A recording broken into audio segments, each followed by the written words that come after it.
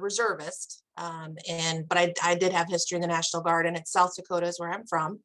So I did meet General Schoonmaker, Major General, and his aide-de-camp was Major David Roselle, who was the first amputee to stay on active duty and return to theater. And we just got talking, and they recruited me to come to Walter Reed.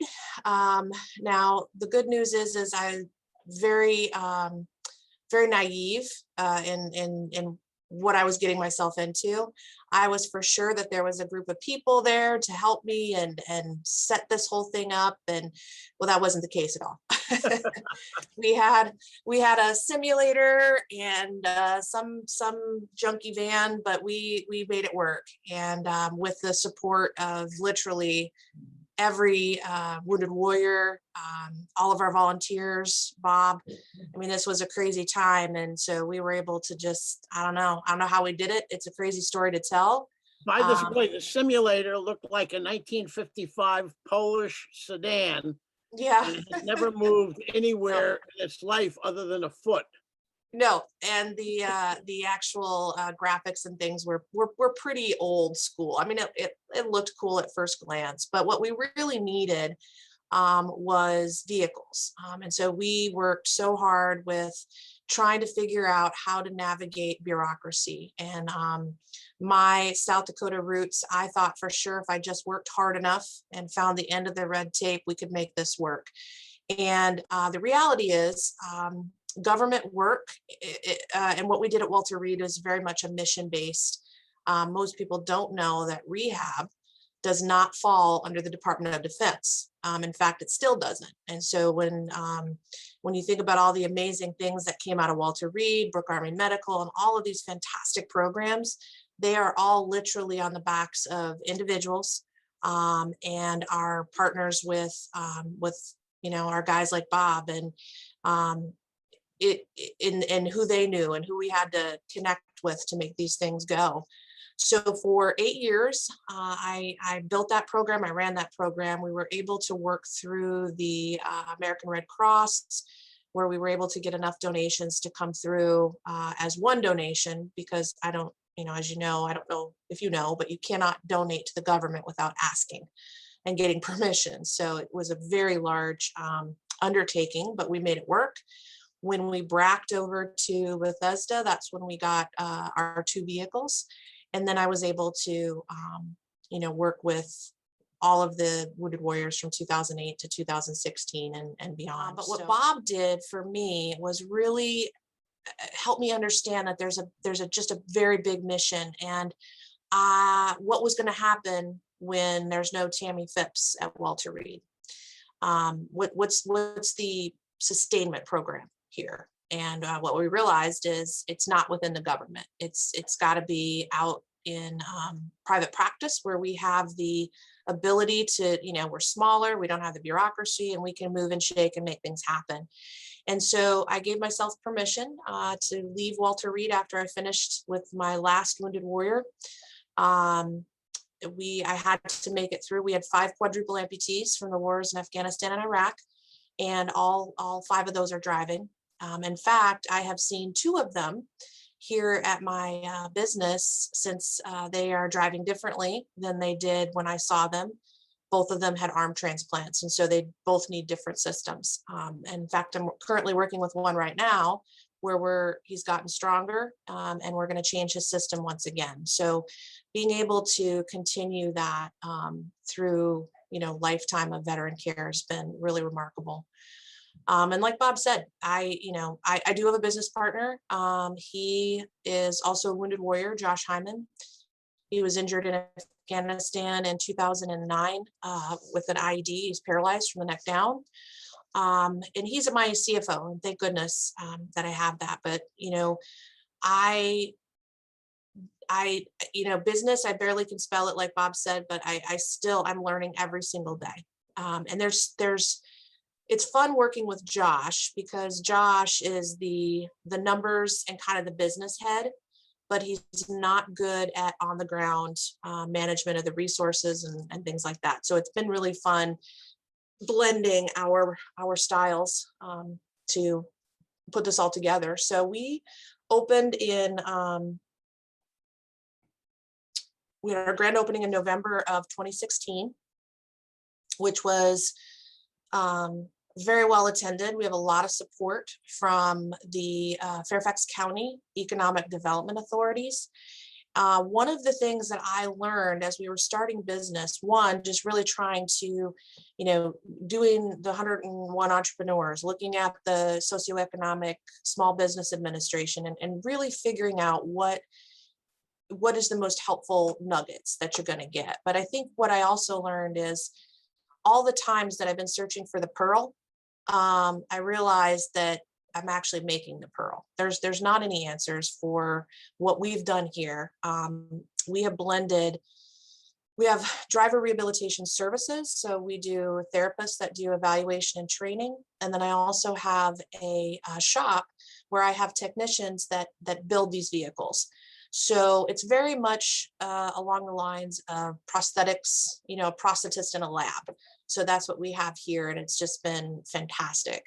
And we've been able to work with countless veterans of all ages, and as well as a lot of civilian people that would have never had this opportunity had it not been for us taking this historical knowledge and putting it together and just figuring it out.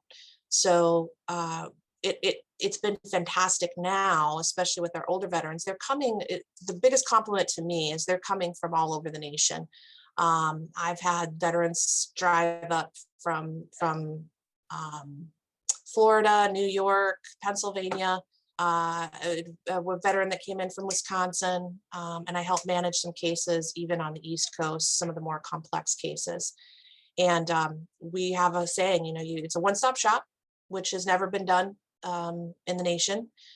And you roll in the front and drive out the back. That's kind of our motto there, right? So my secret sauce, I think, is I've always been good at connections and really picking people to help me plus up what I don't know while I'm learning it. Chris Walker is a triple amputee, and he's one of a kind because he's missing 2 arms and a leg. Most of our triples are both legs and an arm. And Chris lives locally, and we've worked together, since then. We've done a couple vehicles for him. Well, Chris had a life-changing event and had a baby. So what he found is in his van, he had a wheelchair accessible van, which was fantastic. It's a Chrysler, but the back bench. So if you know anything about conversion vans, they take out that middle row of seats. That's where the wheelchair is. Well, you're left with the back bench seat, right? Well, the back bench seat is not appropriate or doesn't work in that particular model for a car seat. You can't level the bubbles. And it turns out well, that makes sense because nobody puts their babies in the 3rd row seat anyway. So we needed to quickly come up with a solution, and he was eligible for his next vehicle at that time. Did a ton of research. We ended up getting him into the Braun Chevy Traverse that just came out recently. And now he's taken her to her appointments or daycare and everything like that. So this is why I'm in business. I just love those problems and coming up with a solution and not saying I don't know, right? And so the other thing that I do with our veterans is make sure that we are using all of the resources. So a lot of them will have some nonprofit resource, and they certainly have their VA benefits, and that system I know very well. So I'm able to navigate all of that with very little drama from the veteran side. Tammy, are you cash positive now? Are you actually making a couple of bucks at year end? Yeah, so we just crossed over the 5 years, and we finally, in 2021, believe it or not, we actually had a profit. And one of the things that I'm doing differently in business, what I just learned what I don't like about other industries and how they manage. So what I'll never have on my staff is a commissioned salesperson. What I have found is that causes a lot of drama, and it's not always the best for the end user. So what I've done instead is we have just rolled out, I was really proud this last year, a team bonus. So we take a percentage of our profit, which we're excited that we actually had this year. It ended up, we ended up being able to give everybody $1.60 an hour for every hour that they worked for me. So a full-time person got around $3,000. And then everybody's paid the same in terms of that bonus across the board. So everybody got $1.60 for every hour they worked for us. And I was really, really proud to be able to give that bonus out. I had 3 employees to start with, actually 2 and myself. We're now up to 15 employees. I've just opened a driver rehab clinic in Fredericksburg. And I will be in the next 4 to 6 weeks opening up a location in Columbus, Ohio, and probably a clinic in Charleston, South Carolina. And you may ask, why in the world? Why Columbus? You know, why South Carolina? There are very few people that do what we do. And I really kind of found that I need to utilize the people nationally that want to get into this and sort of build sites around them and see where it goes. So that's where we're at. We've expanded out. Bobby, I've been out here since we just expanded into the suite next to us. So we've doubled our space. So these are, we do from low tech to high tech or no tech. This is a low tech solution. You've got, you see the number of mechanical apparatuses that we've been able to modify for people with prosthesis. This is a low tech again. These are some of the modifications. This is a picture of my shop here with the truck. You can see part of our shop. You've got like a turning out seat and a crane there to pick up wheelchairs. This is, we had just talked about Chris Walker. This was Chris and I at Walter Reed, his first vehicle that we worked together on. Up in the right corner there, you'll see a 3D printed titanium custom made. It's a spinner knob. He puts his residual limb in there, and that's how he steers. And they have a really cool lab at Walter Reed, so they were able to put the EOD symbol on there too. Then we have what's called mid-tech. That's when we start adding electronics. On the left there, you've got an accelerator ring. There's a spinner knob for secondary controls. And this is what a high-tech vehicle looks like. This picture on the left, this was a veteran out of Richmond who hadn't driven for several years because he just couldn't get the right accommodation. So it looks, this is a finished, completed project on the left. You'll see the thing on the bottom. He drives in, and then he uses those 2 levers on the side for gas brake steering, gas brake on the left and steering on the right. And then that's what it looks like when we build those types of vehicles. Again, those are high-tech solutions, and that's Brendan today. We just actually fixed this truck, and we're working on doing another modification for him. So, and I think he owns a couple of sports cars or something too. He does, and so he was thinking about, what's also really cool is he was thinking about selling his Corvette because he didn't want to do major modifications like what's done here in this truck. And so with new technology, that truck was built 8 years ago. But we've got different technology, vehicles change. And so we're going to be able to get him into a vehicle without as complex of systems. So now he's thinking he's going to keep the Corvette, which makes me really happy.